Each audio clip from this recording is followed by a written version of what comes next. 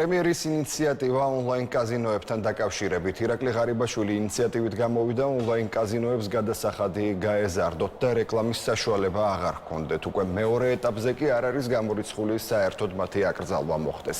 ინიციატივას დიდი გამოხმაურება მოჰყვა სოციალურ ქსელში ამ აზრს პრობლემის სიმწვავიდან გამომდინარე ერთის მხრივ დადებითად აფასებენ, მეორეს მხრივ კი ისმის კითხვა, როგორ მოხდება გაკონტროლება, რომ ამ პროცესებმა, როგორც გირჩები ამბობენ, ხელზე გამაზვის ხასიათი არ მიიღოს.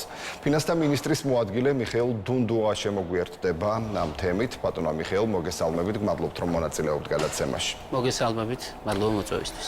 როგორ გესახებათ ამ ინიციატივის განხორციელება? თავდაპირველად რა მნიშვნელობა აქვს ამ ინიციატივის რეალობად ქცევას? პრობლემა რომ მწვავეა, ეს ყველასთვის გასაგებია. კიდევ ერთხელ დიდი მადლობა, ნამდვილად მნიშვნელოვანი და მწვავე პრობლემა არის მთელი საზოგადოებისათვის. ყოველთვიურად 800,000-ზე მეტი საქართველოს მოქალაქე არის ჩართული ონლაინ აზარტულ თამაშებში, რაც ბუნებრივია, ყველა თამდებ ცუდ პროცესს იწვევს, რომელიც უდომანია ახსენეთ და უდომანია ფინანსური რესურსების დაკარგვა, დიდი ზარალი და ბევრი პრობლემა სიმწვავე, რომელიც ყველა ოჯახს ეხება, ვისაც შეხება აქვს ამ მტკივნეულ საკითხთან, ამიტომაც სახელმწიფომ გადაწყვიტა დაარეგულირდეს ეს საკითხი ისე, როგორც ქვეყნის საზოგადოების საუკეთესო ინტერესებს შეესაბამება. განსაკუთრებით საინტერესოა, როგორ მოხდება ამ კონტროლის რეალური მექანიზმის შემუშავება. გირჩების ლიდერი იაგო ხვიჩია კითხულობდა, რა ფორმით შეიძლება მოხდეს ამის გაკონტროლება, როცა მთელი ეს ბაზარი შეიძლება გადავიდეს არალეგალურ პრინციპზე. ეს არ არის მე-20 საუკუნის 20-იანი 30-იანი წლები. ეს არის თანამედროვე საუკუნე, სადაც ყველა საშუალება არსებობს იმისათვის, რომ მაქსიმალურად გაკონტროლდეს და არ დაუშვათ იატაკქვეშეთი და ვებრძოლოთ ნებისმიერ გამოვლინებას ამ მიმართულებით საქმის გადასვლის. ამას სახელმწიფო არ დაუშვებს და ეფექტურად შეებრძოლება. რაც შეეხება ლეგალურ სფეროს, ვერიფიკაცია, იდენტიფიკაციის გარეშე დღესაც დაინერგა ესეთი კონტროლის სისტემები, რომ შეუძლებელი ხდება და უკვე 1 იანვრიდან აბსოლუტურად შეუძლებელი გახდება ადამიანთა დარეგისტრირება გარკვეული ვერიფიკაციის გავლის გარეშე. ასაკობრივი ცენზი 25 წელი. ბუნებრივია ამ იდენტიფიკაციის ტექნოლოგიას დაიფუძნება და ვერავინ ვერ შეძლებს სისტემაში შესვლას, ვინც 25 წლამდე ასაკის იქნება და ბუნებრივია ეს გაკონტროლდება სახელმწიფოს მხრიდან ეფექტურად. სახელმწიფო არ დაუშვებს, რომ სისტემაში შევიდეს შესაბამისი ასაკამდე პირები, გააკონტროლოს ეფექტურად და არ დაუშვებს იმას, რომ პროცესი გადავიდეს იატაკქვეშეთში, როგორც ეს თქვენ წერთ. ანუ უკვე კონკრეტული დეტალები ტექნიკურად როგორ მოხერხდება ეს შემუშავებულია თუ ეს უკვე შემდეგი ეტაპი არის? ტექნოლოგია უკვე 1 წელზე მეტია შემუშავებული არის, ტექნოლოგიურად ეს როგორ უნდა განხორციელდეს და მიმდინარეობს, უკვე პროცესშია. 2020 წელს ჩვენ კონტროლის სისტემების დაფუძნებასთან დაკავშირებით საკანონმდებლო ცვლილებები მივიღეთ და დავაფუძნეთ კონტროლის ეფექტური სისტემა, რომელიც წლის ბოლომდე უკვე დასრულებული იქნება სრულყოფილად და მომავალი წლიდან აბსოლუტურად გამართული იქნება სისტემა იმისათვის, რომ შეძლოთ ზუსტი იდენტიფიკაცია და მოხდეს აბსოლუტური კონტროლი. შესაბამისად, ასაკობრივი ცენზი 25 წელი იქნება 18-21, მნიშვნელობა არ აქვს ტექნოლოგიისათვის, რა ცენზის დაწესდება, გაკონტროლდება ეფექტურად.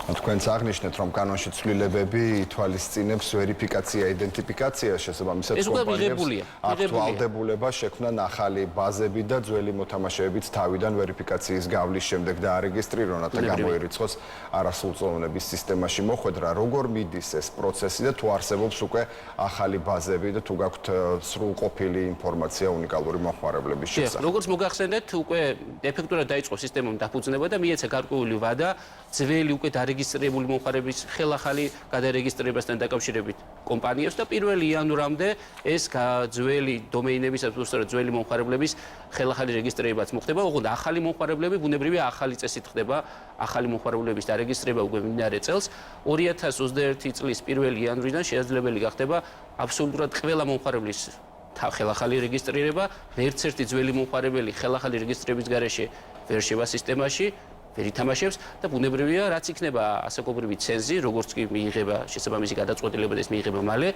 ბუნებრივია იმ ზღვარს და იმ კრიტერიუმებს დაიფუძნება შემდგომ სისტემაში შესვლა.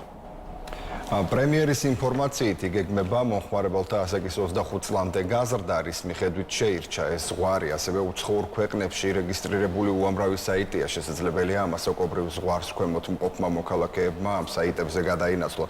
კონკრეტულად კონტროლი როგორ უნდა მოხდეს ამ ყველაფრის ამ შემთხვევაში? ბოლო საკითხით დავიწყებ, კონტროლი მოხდება ეფექტურად, უცხოურ საიტებზე შესვლა იქნება ჩაკეტილი და სხვა ქვეყნის გარეთ, სხვა საიტებზე წვდომა ამ მიმართულებით, სათამაშო ბიზნესის მიმართულებით იქნება ჩაკეტილი და სახელმწიფო ამას გააკონტროლებს. თუ კი შეიქმნა რაღაც ახალი დომეინები, გამოუჟღავნება, ეგრევე მოხდება მისი გაუნებელყოფა, ასე ვთქვათ, ჩაკეტვა. შეუძლებელია 800,000 მომხმარებელი გადაერთოს უცხოურ საიტებზე. თუ კი რამე ინციდენტების დონეზე დაფიქსირდება, სახელმწიფო მალევე აღმოაჩენს და მალევე უზრუნველყოფს იმას, რომ ეს არ მოხდეს.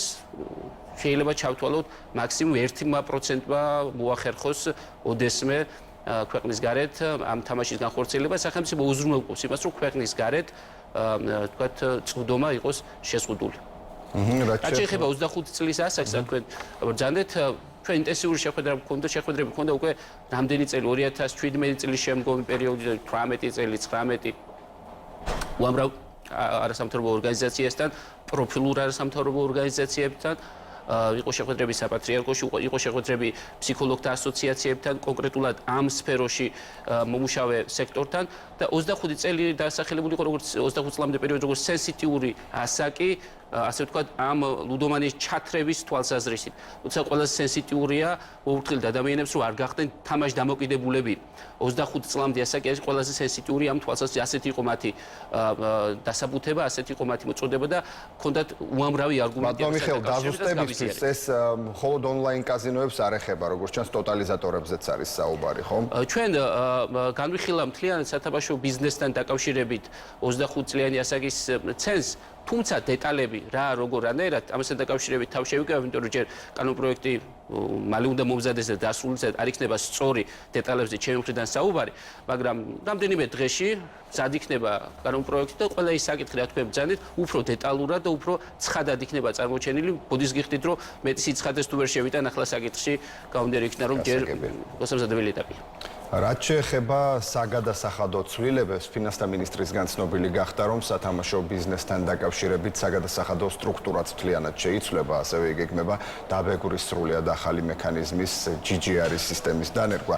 როდისთვის გეგმავთ დაბეგურის ახალი რეჟიმის ამოქმედებას და რას ელოდებით ამ ცვლილებებიდან? როგორც კი ჩვენ შევიტანთ ამ საკანონმდებლო ცვლილებებს, ერთიანად მოხდება ყველა ასპექტის გაერთიანება, როგორც ასაკობრივი ცენზის, ისე სხვა საკითხების, ისე საგადასახადო რეგულირებისა და გადასახადების ზრდასთან დაკავშირებით, უფრო მკაცრი მიდგომის წამოწევას გულისხმობ.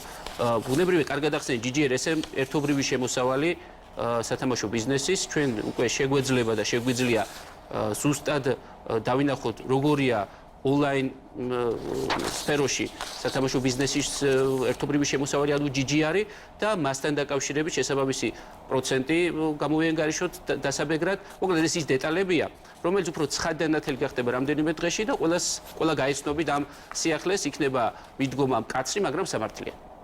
დიდი მადლობა ფინანსთა მინისტრის მოადგილე ბატონი მიხეილ დუნდუა პასუხობდა ჩვენს შეკითხვებს. მადლობა.